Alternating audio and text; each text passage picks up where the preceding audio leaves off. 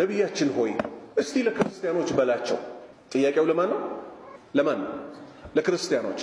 ቁል በላቸው ኢንካነ ሊረሕማኒ ወለዱን፣ እውነት እናንተ እንደምትሉት ለአላህ ልጅ ካለው በላቸው፣ ችግር የለም።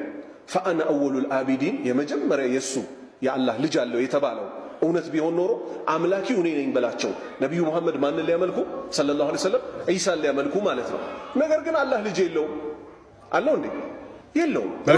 እንግዲህ እንደሰማችሁት ኡስታዝ ሳዳት ከማል አላህ ልጅ የለውም፣ ነገር ግን አስቀድሞ ኢሳ ወይም ኢየሱስ እንደሱ አባባል በክርስቲያኖች ይመለካል የአላህ ልጅ ነው ተብሎ ብሏል። ሙሐመድ ጊዜ ግን ኢሳ የአላህ ልጅ አይደለም ተብሎ ተነግሮታል። ስለዚህ የአላህ ልጅ አይደለም። የአላህ ልጅ ቢሆን ኖሮ ግን ሙሐመድ ያመልከው ነበር ብሎናል። ነገር ግን የአላህ ልጅ አይደለም ብለው ደግሞ ለሙሐመድ የነገሩት ማን ቢሆኑ ጥሩ ናቸው?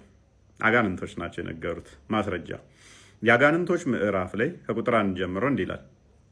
ሙሐመድ ወይ በል እነሆ ከጅን የሆኑ ጭፍሮች ቁርአንን አደመጡ፣ እኛስ ደናቂ ሆነን ቁርአን ሰማንም አሉ። ማለት ወደ እኔ ተወረደ፣ ወደ ቀጥታ መንገድ የሚመራን ቁርአንን ሰማን፣ በእርሱም አመንን፣ በጌታችንም አንድንም አናጋራም። እነሆ የጌታችን ክብር ላቀ፣ ሚስትንም ልጅንም አልያዘም።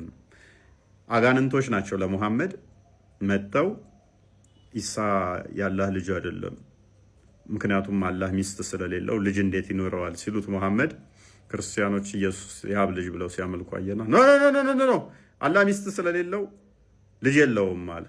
ከማን ሰምቶ? ከአጋንንቶች ሰምቶ።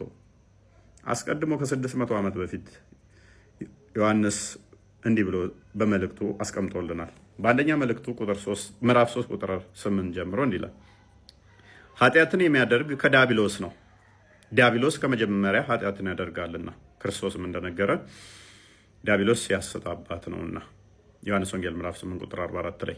ስለዚህ የዲያብሎስን ስራ እንዲያፈርስ የእግዚአብሔር ልጅ ተገለጠ። ክርስቶስ በስጋ የመጣው የዲያብሎስን ስራ ሊያፈርስ ነው። ልክ በደንብ አስተውሉ። የእግዚአብሔር ልጅ በስጋ የተገለጠው የዲያብሎስን ስራ ለማፍረስ ነው። ዲያብሎስ ግን ከ600 ዓመት በኋላ ሙሐመድን ኖ አላህ እኮ ልጅ የለውም፣ ኢየሱስ የአብ ልጅ አይደለም ብሎ ነገረው።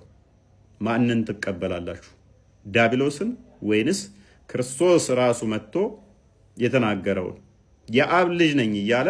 ዲያብሎስ ግን ከ600 ዓመት በኋላ ለሙሐመድ አላህ ልጅ የለውም አለው። ሙስሊሞች ዛሬ ዲያብሎስን ምክርና ትምህርት ሰምተው አላህ ልጅ የለውም እንደመፈክር ይላሉ። ልጅ ካለው ግን ለልጁ ለኢየሱስ እናመልክ ነበር ይላሉ። አሁን ላይ ብለናል ነው